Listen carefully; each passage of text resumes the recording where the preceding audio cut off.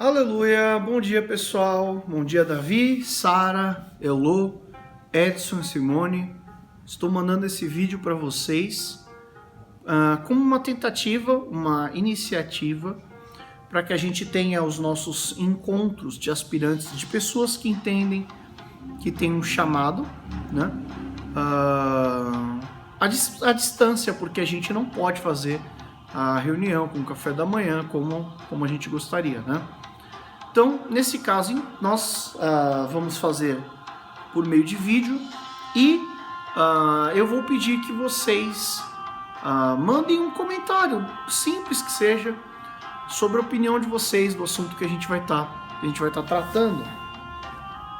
E eu escolhi começar os nossos encontros com esse livro aqui, Liderança Espiritual, segundo Spurgeon, livro de Steve Myler, tá? É uma compilação.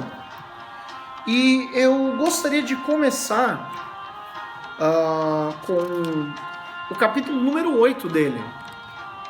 Depois a gente vai ter momentos para discutir outros capítulos, mas eu acho que o capítulo 8 ele é muito interessante.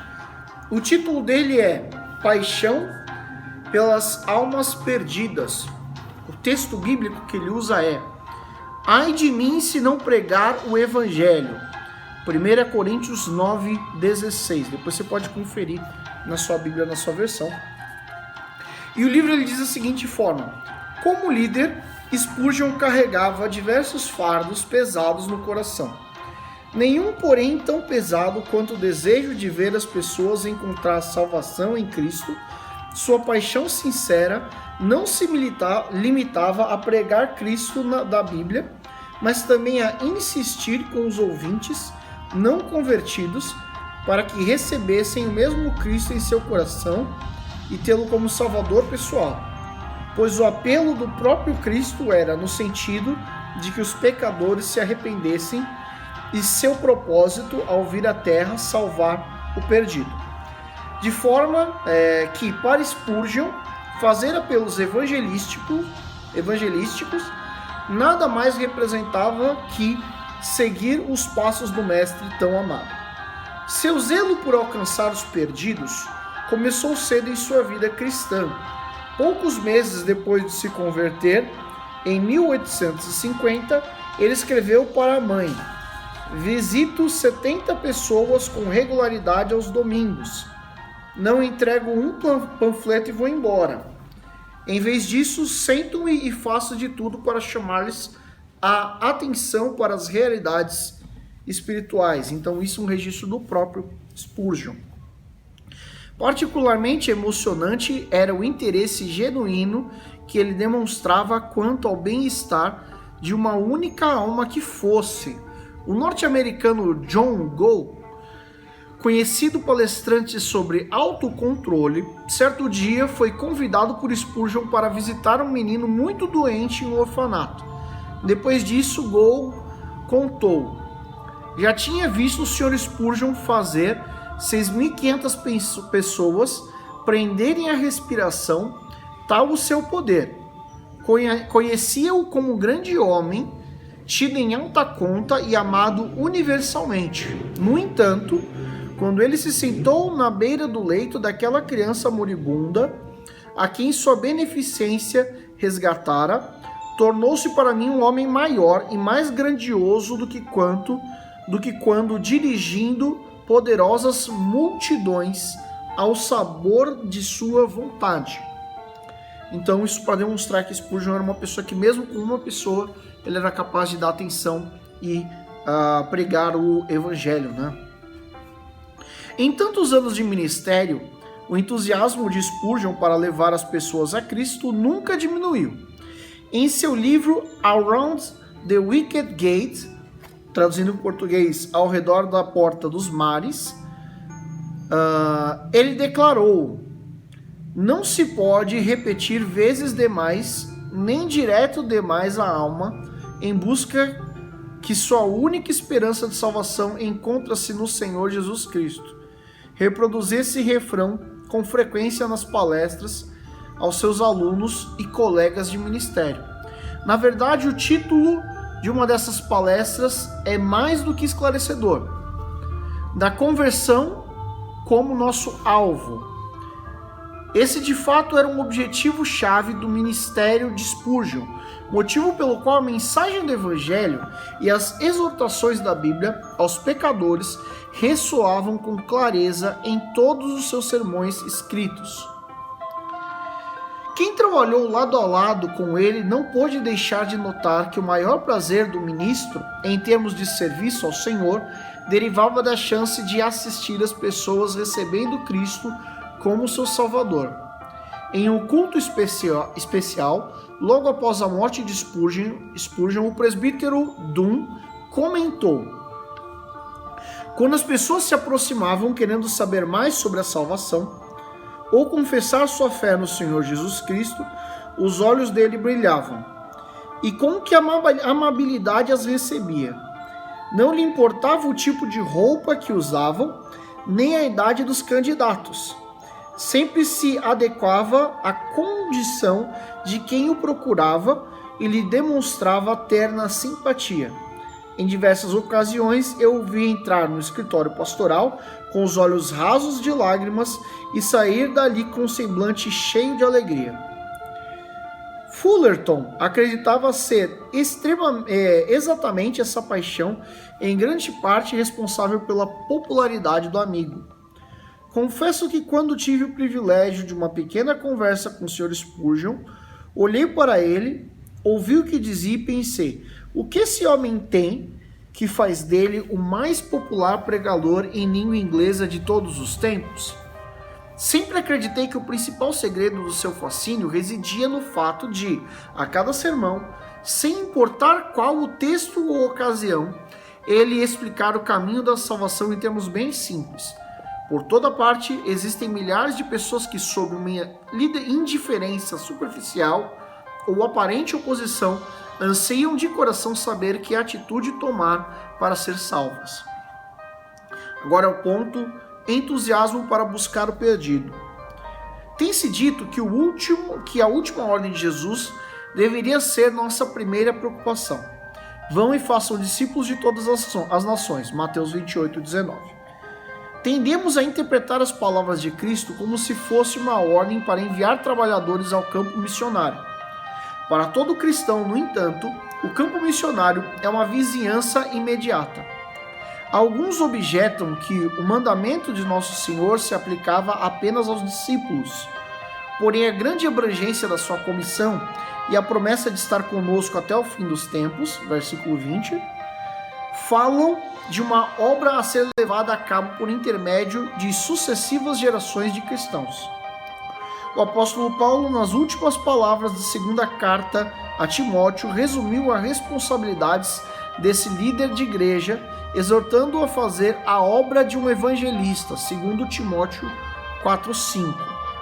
Paulo não estava convocando seu protegido para o ofício de evangelista, mas conclamando-o a atuar nessa obra também, fazendo ganhar almas parte de seu ministério. Sem dúvida, o amor pelos perdidos motivava o apóstolo, amor esse para o qual o próprio Jesus Cristo serviu de padrão. Fullerton fala acerca de Spurgeon. Era esse amor pelas almas dos homens que ele procurava, com palavras e exemplo, incutir nos discípulos. Entre suas exortações a outros líderes que podem pedem nossa atenção hoje, figuram alguns apontamentos de Spurgeon. Ganhar almas é a função mais importante do ministro cristão. De fato, deveria ser a principal busca de cada crente verdadeiro. Já choraram alguma vez por seus ouvintes, como que chora por ente querido que partiu? Poderiam suportar a ideia deles comparecerem diante do juízo sem perdão? Poderiam resistir à ideia da sua condenação? Não sei como é possível um pregador ser muito abençoado por Deus se não sente agonia quando teme que alguns dos seus ouvintes passem para a eternidade impenitentes na incredulidade. Precisamos conquistar corações para Jesus, demonstrando paixão e, assim como os amamos muito, amar os homens por Jesus. Eis a arte de salvar almas. Siga em frente e salve outras almas. É a única coisa pela qual vale a pena viver. Deus é muito glorificado pelas conversões. Portanto, esse deveria ser o grande objetivo da nossa vida. Você não ama o Senhor a menos que ame a alma das outras pessoas. Amorzinho, você pode me pegar um pouquinho de água, por favor? Em uma preleção para um grande grupo de ministros, Spurgeon discorreu sobre 5 pontos fundamentais que todo líder deve buscar no aperfeiçoamento de seu ministério. Um deles é o amor. Sem dúvida temos de desenvolver em amor. Seguiu dizendo que junto do amor intenso por Deus e pelo trabalho, devem também sentir um intenso amor pelas almas dos homens, se desejam influenciá-los para o bem. Nada há que possa compensar a ausência disso. Ganhar almas há de ser a sua paixão. Tem que senti-lo como coisa inata. É preciso que seja seu alimento, a única coisa pela qual considerem a valer a vida como digna de ser vivida. Cabe-nos estender tanto amor até aqueles que nos desprezam no espírito do mandamento de Cristo em Mateus 5,44, de que amemos nossos inimigos. Devemos ansiar intensamente. Obrigado, amor.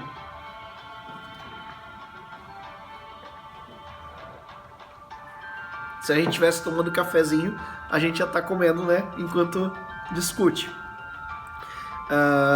Então estou bebendo água, tá, gente? Devemos ansiar intensamente pela salvação de todos os tipos de homens, mais ainda daqueles se houver algum que nos tenham maltratado. Jamais podemos lhes desejar o mal, nem por um instante, ao contrário, na proporção da maldade deles, deve ser nosso desejo de ver-lhes o bem. Prevendo a possibilidade de algum ministro objetar dizendo não ter nem o dom nem o treinamento para evangelizar, Spurgeon emendava: meu desejo mais intenso é que todos sejamos realmente pescadores de homens. Todo pregador deve esforçar-se ao máximo a fim de ser sempre um instrumento para a salvação de seus ouvintes. A recompensa mais genuína do nosso trabalho é trazer à vida os que estão mortos. Anelo ver algumas trazidas a Cristo cada vez que prego. O coração se me romperia se não visse ocorrer isso. Os homens passam tão rapidamente para a eternidade que é preciso que sejam salvos com urgência. Se nossa pregação não salva nenhuma alma, não glorificamos melhor a Deus como agricultores ou comerciantes? Que honra pode receber o Senhor de ministros inúteis? Irmãos, podemos suportar o ser ineficazes? Podemos estar satisfeitos em permanecermos estéreis? Pré-requisitos para alcançar o perdido. E aí, são pré-requisitos apontados por Spurgeon. Confiança em Deus. Spurgeon era alguém que clamava a Deus a favor da alma humana antes de clamar aos homens a favor de Deus. Dizer que quem ganha almas deve primeiro pranteá-las, reconhecendo que sem revestimento do poder do Senhor, qualquer esforço de nossa parte é vazio e vão.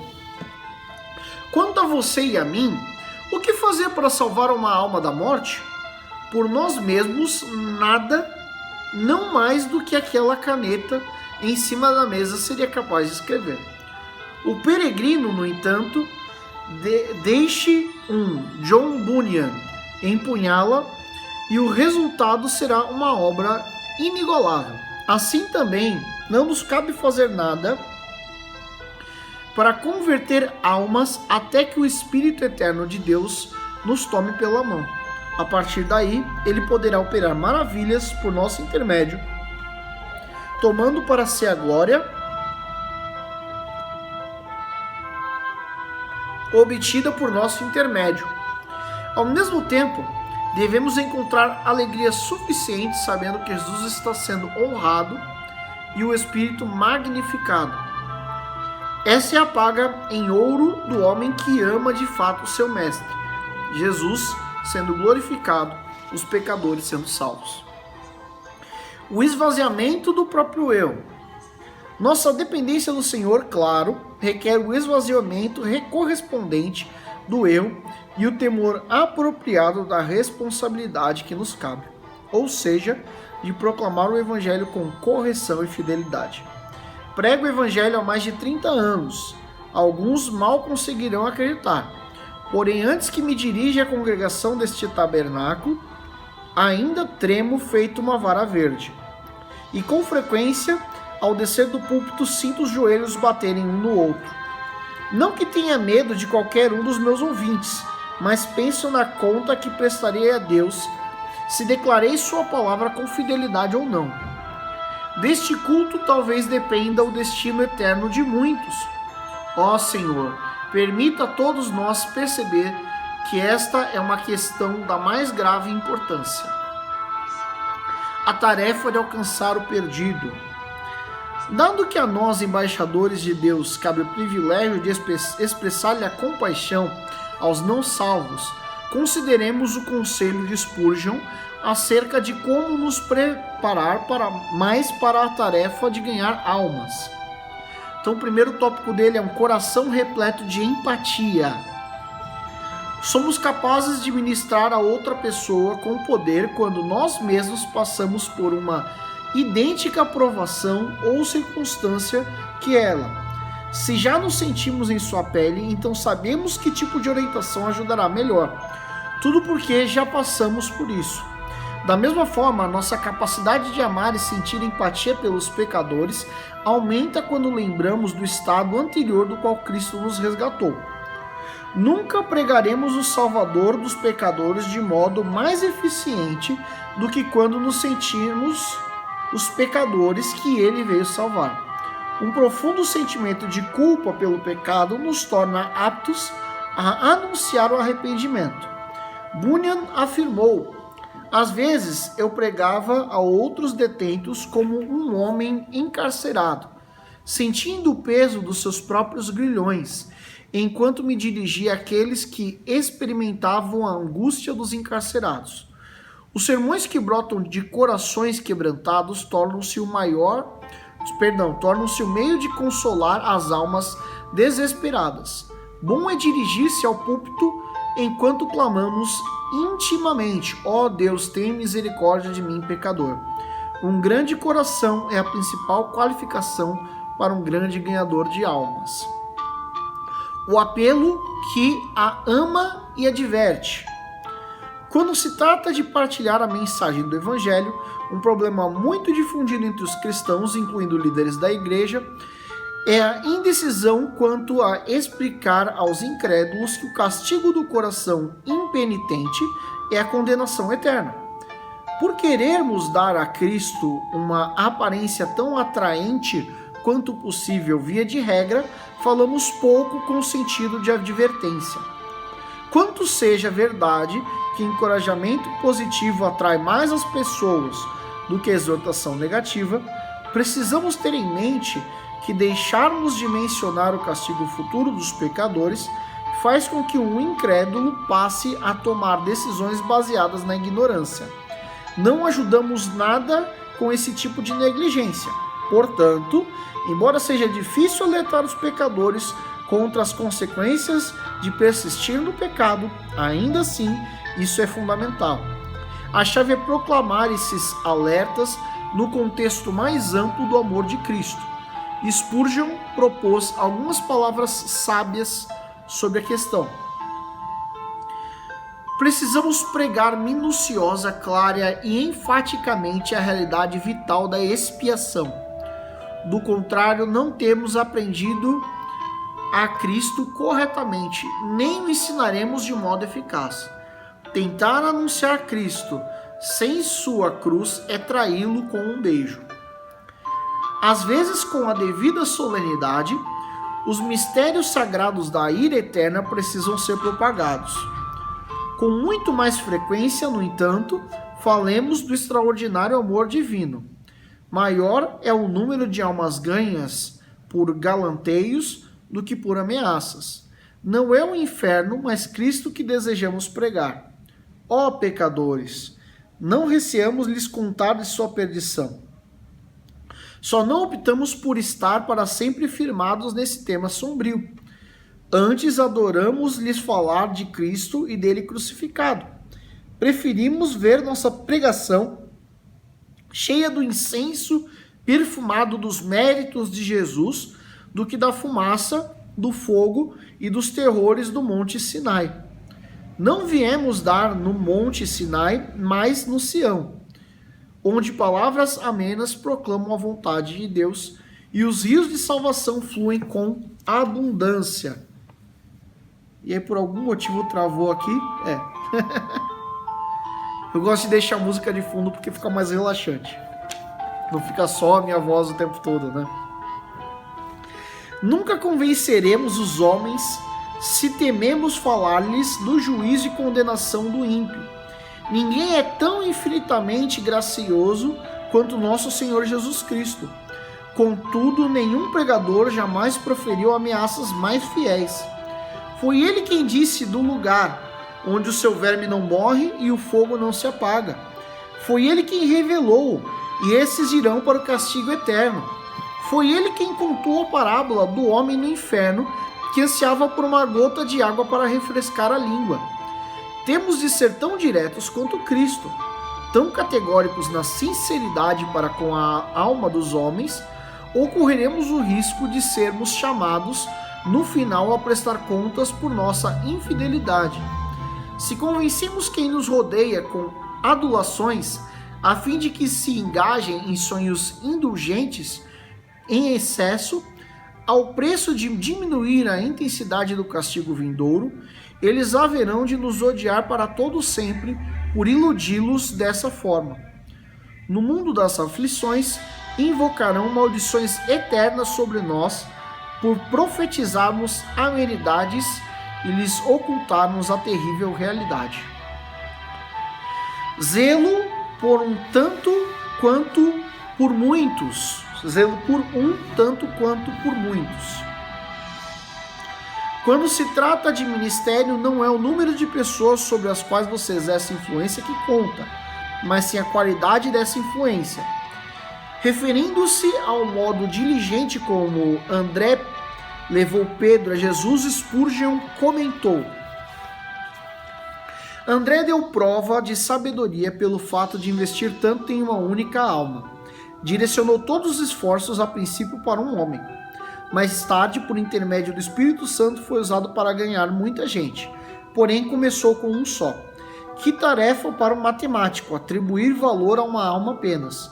Basta uma alma para fazer soar todos os sinos dos céus, celebrando-lhe o arrependimento. Um pecador que se arrependa leva os anjos ao regozijo. E se você passar a vida inteira suplicando e trabalhando pela conversão de um filho, ganhando essa pérola, ela lhe pagará o valor de uma vida. Portanto, não seja tolo de desanimar porque sua classe diminui em quantidade, ou porque a maioria daqueles com quem trabalha rejeitam seu testemunho. Dê-se por satisfeito e se ocupe de sua esfera de atuação. Por menor que seja, você estará agindo feito um sábio.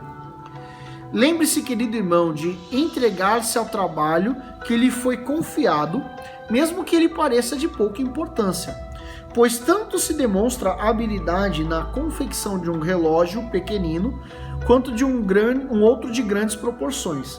A qualidade é algo mais importante que a quantidade. Não importa quão limitada seja a nossa esfera de atuação, pois devemos servir com diligência. A crença de que a palavra de Deus produzirá resultados. Spurgeon subia ao púlpito esperando literalmente que seus ouvintes não convertidos atendessem à mensagem do Evangelho. Também depositava total confiança na habilidade divina para convencer pessoas. Em oposição à própria capacidade,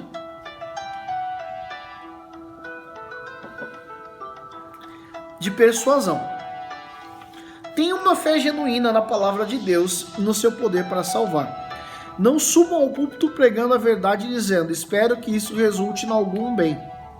Pelo contrário, creiam firmemente que não tornará vazia, mas realizará eterno propósito de Deus. Não falem como se o evangelho talvez tenha algum poder ou talvez não tenha nenhum. O legado de alcançar os perdidos. Fullerton nos conta que Spurgeon, em sermão proferido nos primeiros anos de ministério, imaginou a cena do próprio funeral e expressou o desejo a esse respeito. Quando virem meu caixão sendo transportado para a cova silenciosa, gostaria que vocês, convertidos ou não, se sentissem contritos a dizer, de fato, ele instou sinceramente conosco, em linguagem simples e direta, para não desprezarmos a meditação sobre as coisas eternas. De fato, nos rogou que olhássemos para Cristo.